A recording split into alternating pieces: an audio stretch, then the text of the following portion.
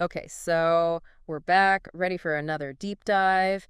And, well, this one's a little different. Different good, right. Oh, yeah, definitely. We're still in true crime territory, obviously, but this time it's like we're dissecting a podcast episode. Meta. I like it. Right. So the podcast, it's called Melody's Murder Manual.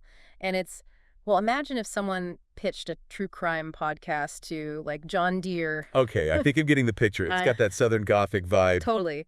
And the episode we're looking at takes us deep into Bayside Trailer Park, Mississippi, 1997. Oh man, the setting alone is practically begging for a story. You've got that close-knit community, everyone knows everyone, secrets simmering just below the surface. Perfect for true crime. And the humor that Melody somehow pulls off, it's that perfect storm of setting and, well, the whole murder manual thing, but we'll get to that. Right, right. So, first impressions. What do we make of Melody, our host? I mean, she comes in with this super cheerful, almost innocent tone, which is kind of jarring considering what she's about to, discuss. That's deliberate, though, right? It's like she's acknowledging the darkness, but not letting it dictate the entire mood. And she introduces herself as, Melody, please don't call the cops Jones, which, you gotta admit, is pretty funny. Self-aware, for sure. It's like she's telling the audience, hey, I know this is messed up, but we're going to have some fun with it. Exactly. But she also establishes her credibility. Like, you can tell she knows her stuff, even when she's cracking jokes. Oh, absolutely. And that's crucial, especially in true crime.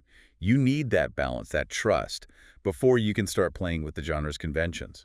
Totally. So we've got Melody setting the stage, and then she introduces us to, well, our star of the episode, Clyde Slim Beauregard, okay, the Bayside Butcher. And I'm guessing Slim wasn't exactly known for his gentle touch. Let's just say he had a unique approach to problem solving. Problem solving being a rather generous term in this case, I presume. You could say that. I mean, the alligator pit, come on. Okay, see, that's where the Southern Gothic thing really shines through. You can't make this stuff up. It's both horrifying and, dare I say, weirdly intriguing. Yeah? Yeah, the alligator pit, classic Melody. So is that where this whole murder manual thing comes in? Yeah, so she breaks it down into like a 4-step guide. It's super tongue-in-cheek, obviously, but it's how she structures the whole episode. I like it. It's morbidly hilarious and adds to the whole learning experience. Totally.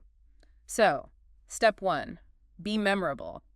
And I mean, Slim, with the nickname Bayside Butcher, he definitely nailed that one. Right. Talk about brand recognition, even if it is, in the worst way possible. Exactly. And then we get to step 2, get creative. And oh boy, Slim was nothing if not creative. This is where that swamp setting really comes into play, right? Yeah. It's practically its own character in this whole macabre play. Oh, totally. I mean, forget your typical knives and guns. We're talking wood chippers, bricks, and was that a lemon-scented booby trap? The lemon-scented booby trap, that's the one. See, who expects that? It's those little details that make it so absurd you can't help but laugh. It's like, oh yeah, just your average Tuesday in Bayside. Someone got taken out by a lemon-scented something. And it's all delivered with melodies like almost chipper, matter-of-fact tone.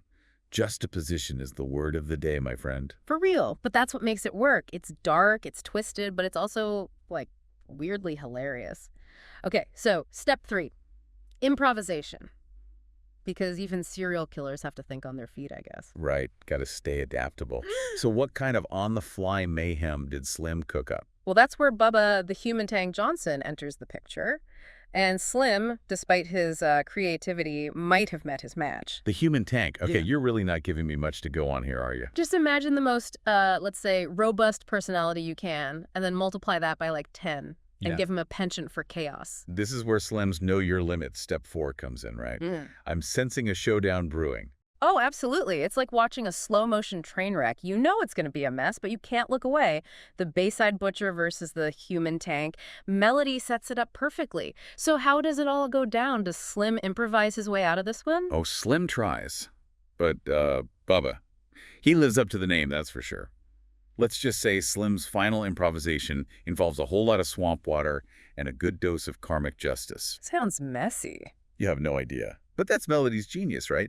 She takes these gruesome, often kind of unbelievable events, and she finds a way to make them, well, not exactly funny, but Entertaining. yeah. It's like she's saying, look, the world's a messed up place, bad things happen, but we can still find a way to laugh at the absurdity of it all.